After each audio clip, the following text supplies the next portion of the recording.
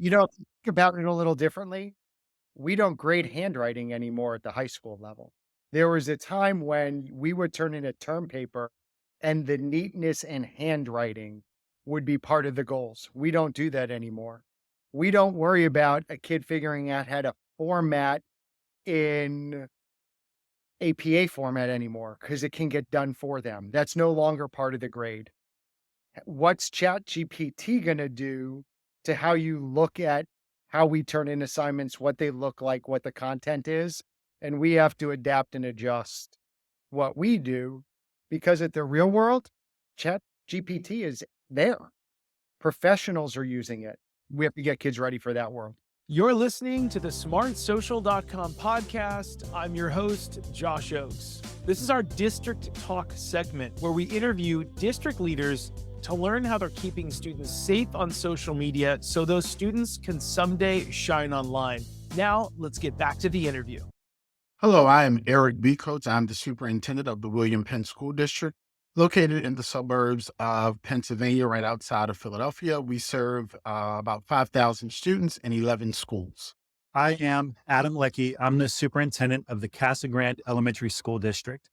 We are a district of about 6,500 students, and we're located just outside the metro area between Phoenix and Tucson in Arizona. Hi, I'm John Marschhausen, superintendent of the Dublin City Schools in suburban Columbus, Ohio. We have about 17,000 students in 24 school sites. How is your school district approaching ChatGPT? All right, so our district is, in reference to AI and ChatGPT, we're in the dialogue stage. We are like early in the dialogue stage. And I'm going to tell you, I don't have the answers, right? But we are talking to other school districts, other superintendents, and it is a journey. And so that's where we are. We have information about it. We know some of the implications, but have we really made some definitive protocols, processes, procedures? No.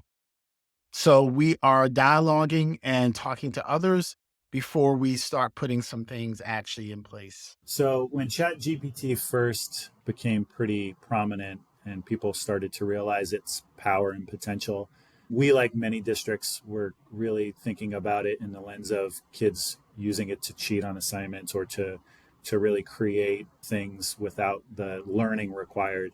Now we're starting to shift our focus to thinking about how ChatGPT and other AI tools can be used to really enhance the learning process. It really forces us to rethink what the learning intention is. And so if no longer do we need to write content from scratch, but can leverage an AI tool to foster creativity with us, then we can do that and still accomplish our learning goals in effective ways and really even go deeper in the learning process than we would have otherwise. And so we're really trying to start to rethink our ways about how we use digital tools and the types of learning we want our kids to engage in the classroom. When we look at AI and ChatGPT, number one, our students are using it. And our students were using it before we knew it was here. So it's here and it's here to stay. So what we have to do is design our questions in our assignments so that we can teach students how to use it appropriately because it's there. So let's talk about how to use it appropriately in the world and work when they leave us. It's going to be there. So how do you use it as a tool to create a better product? Because with any AI, the biggest challenge is knowing what to ask. So as we look at a skill in the future, and there are folks who are doing this now as a living, is how do you create the right queries to ask ChatGPT to spit out what you want it to spit out? And then how are you able to fact check to make sure that's what you were asking for? Are there any positive use cases that you've heard from students around ChatGPT? I have not heard anything within our district. I did have been in some conferences and in conversations with other superintendents, and I'm in the learning stages. So I've heard of maybe one or two good examples, but I am really in the beginning stages of this dialogue and conversation. One entity explained how AI was used. They had a simulation, or it was an issue going on. It was a project-based type of an example that a school gave to students. And so the students utilize AI as a part of how they addressed a particular situation and the project that they were actually working on. We thought it was a unique way of addressing it. Um, but then there were still questions about, is that the way that you would really want students to solve the problem?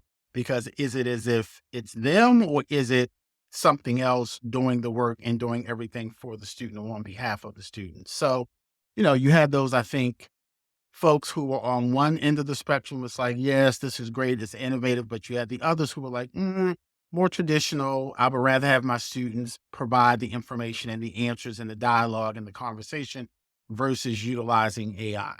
So, I think it was a mixed bag. I thought it was innovative and creative as a way to solve a particular project. It was a community-based issue, and the students utilized AI to help them address the issue. They're starting to really be leveraged in effective ways.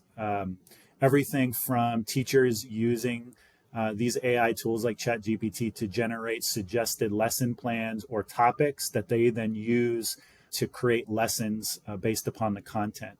We've used ChatGPT in an operational sense to draft template letters and other things to create efficiency within the organization so that we don't have to create everything from scratch and really are looking at to refine.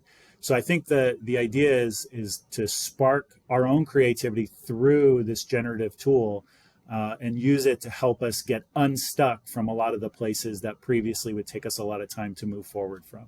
Yeah, we have a teacher who specifically talked about using Chat GPT as a way to brainstorm effectively. If you're looking for a topic to write on, you want an outline to begin your own writing. Chat GPT, when you put in the right queries, can spit out what it may take 50 people to brainstorm as ideas. And if you use that as a brainstorming tool, as an outlining tool, and then you share with your teacher what you got in ChatGPT, now you work on making it your own. And so you can write a better paper using that as your rough draft brainstorming outlining tool, and then you make it real.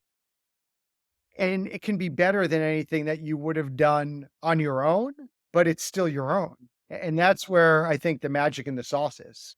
With regards to ChatGPT, are you changing any of your techniques for grading students and the types of assignments being used in the classroom in your school district? Right now, when it comes to changing protocols or techniques for grading students or providing types of assignments, we've not made any definitive resolutions for the 23-24 school year.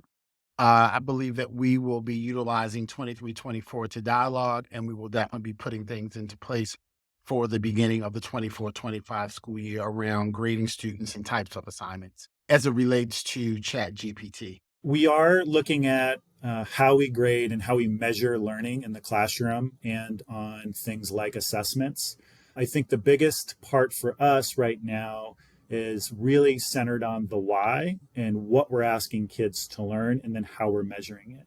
So for a ChatGPT tool, instead of asking a student to demonstrate knowledge through creating a written essay on their own, how can they use an AI tool to critique the writing that the AI tool did and then use their own thinking to further prompt the AI tool to make the outcome even more effective and efficient from what they're looking at. And so that type of learning and thinking is a lot deeper than what we might have asked them otherwise. And so we're grading them on those types of activities rather than just on the traditional assignment that we may have given them before. I think our teachers will fall behind if we don't change how we frame assignments and how we ascertain if they're using ChatGPT as one of those tools. And this is just staying current, and AI is only going to continue to get more advanced.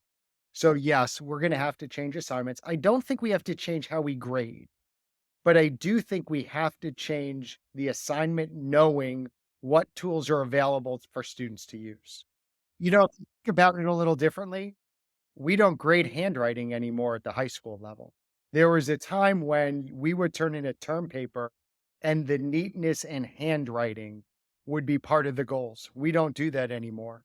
We don't worry about a kid figuring out how to format in APA format anymore because it can get done for them. That's no longer part of the grade. What's ChatGPT going to do to how you look at how we turn in assignments, what they look like, what the content is? And we have to adapt and adjust what we do because at the real world, ChatGPT is there. Professionals are using it. We have to get kids ready for that world. Thanks for listening to our smartsocial.com podcast. I'm your host, Josh Ochs. This was our District Talk segment where we interview school district leaders to learn how they're keeping students safe on social media so those students can someday launch into their future by shining online. This episode was brought to you by our smartsocial.com VIP program. It's called the Very Informed Parent Program, which helps you engage your students with teen-led video lessons. Stay one step ahead with our premium parent newsletter and discover hidden features on trending apps on teens' phones and our 54 plus live parent and student friendly events every single year. You can click on the link below to chat with one of our team members if you want a free pass to our VIP program to support your community with our smartsocial.com resources. And if you're a district leader who has a success story, we would love to feature you on a future episode. You can click the links below to reach out. Thanks so much for listening, and we look forward to seeing you on the next episode. Have a great day.